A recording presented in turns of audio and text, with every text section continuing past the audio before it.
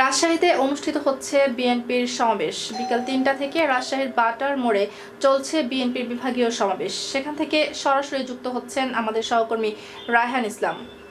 রায়হান, আপনি আমাকে শুনতে পাচ্ছেন? জি, শুনতে পাচ্ছি।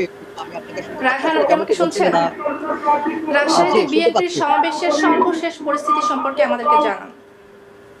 আ ধন্যবাদ। আসলে কিন্তু আপনি যেমনটি বলছিলেন, বিএনপির আয়োজনে কিন্তু বিকেল ৩টা থেকে শুরু হয় এই সমাবেশ বাটার মোড়ে।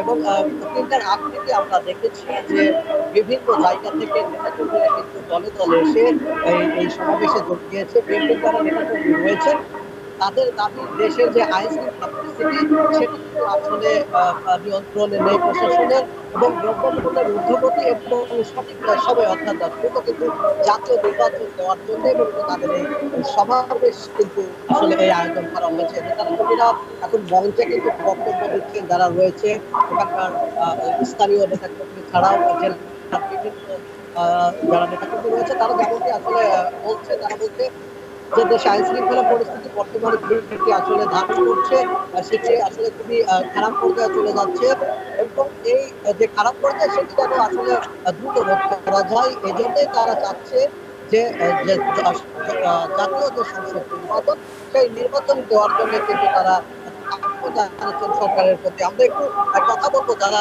এই যে এই সমাবেশে যোগদান করেছে দলে দলে স্থানীয় নেতাকর্মী রয়েছে তাদের সাথে আমরা একটু কথা বলবো। আসলে মূলত আপনাদের এই যে সমাবেশ কেন্দ্র করে আসলে আপনারা কি চাচ্ছেন? আমরা দ্রব্যমূল্য ঊর্ধ্বগতি কমানোর জন্য আমাদের আজকের এই সমাবেশের আয়োজন করা হয়েছে। এখানে প্রধান অতিথি হিসেবে উপস্থিত থাকবেন আমাদের কেন্দ্রীয় মন্ত্রী লুৎফর রহমান ভাই। অত্যন্ত মেধাবী এবং সক্রিয় বক্তব্য।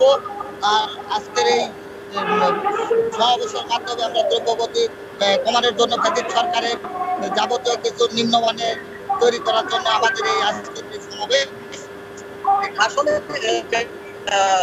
বলছিল যারা সাধারণ নেতা রয়েছে তারা যেমনটি বলছিল যে বিগত সরকার যে ফ্যাসিস্ট সরকার ছিল সেই সরকারের যারা দোষক রয়েছে সেই দোষকদের যেন দ্রুত আইনের আওতায় নিয়ে আসে বা বর্তমান আইন শৃঙ্খলা পরিস্থিতি যেন স্বাভাবিক করতে আরো জরুরি পদক্ষেপ নেয়। শাসকের কাছে কিন্তু তারা এমনটি দাঁড়িয়েছে। তবে সবচেয়ে বিষয় জড়ানো দাবি তারা দাঁড়িয়েছেন যে দেশের যে পরিস্থিতি সেটি স্বাভাবিক রাখতে জাতীয় নির্বাচনের দাবি করছেন তারা। সব মিলে বলা যেতে পারে যে এই বাটার মোড়ের প্রতিটি আনাচে কানাচে কিন্তু জনসমাগমে কিন্তু পরিপূর্ণ হয়ে আছে। এখন পর্যন্ত সেই সমাবেশ আসলে জায়গা স্বল্পতার কারণে যে আসলে অতিরিক্ত যে সমাবেশের লোকজন হয়েছে সেটি কিন্তু আসলে একটু বেগ করতে হচ্ছে যারা আয়োজক রয়েছেন তাদের। তো সব মিলে বলা যেতে পারে সুন্দর পরিবেশের মধ্য দিয়ে কিন্তু চলছে বিএনপির এই জেলা সমাবেশ। এই ছিল আমার কাছে রাজশাহী থেকে সর্বশেষ পরিস্থিতি। ধন্যবাদ রায়হান ইসলাম আমাদের সঙ্গে যুক্ত হওয়ার জন্য।